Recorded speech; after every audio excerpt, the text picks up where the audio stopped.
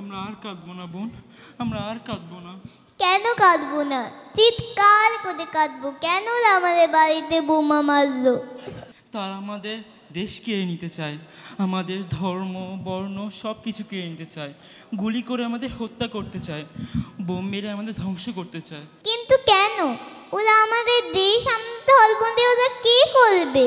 তা তুই বুঝবি না বোন আমার। আমি বুঝতে চাই না, আমি কিচ্ছু বুঝতে চাই না।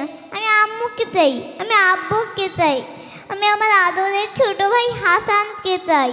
দিয়াদের নীল চাপা পড়ে হাসানের মাথা একটা ফ্লোরের সাথে মিশে গিয়েছিল, হাত একটা বাইরে ছিল, আঙ্গুলগুলো সামান্য একটু বাঁকানো ছিল। ডাকছিল, মরার সময়ও আমাকে ডাকছে। ওরা তো শহীদ হয়ে গেছে বোন আমার, ওরা আল্লাহর কাছে চলে গিয়েছে, ওরা আর কোনো দিন আসবে না। তো ওদেরকে বলে আমাকেও শহীদ করে দিতে।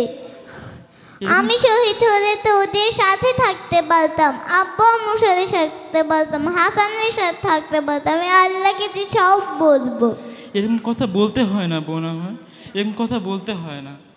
হে সর্বশক্তিমান আল্লাহ, হে আরশের মালিক, তোমার শত্রু ইয়াহুদিরা আমাদের সব শেষ করে দিচ্ছে, আমাদের একদম নিঃশেষ করে দিচ্ছে।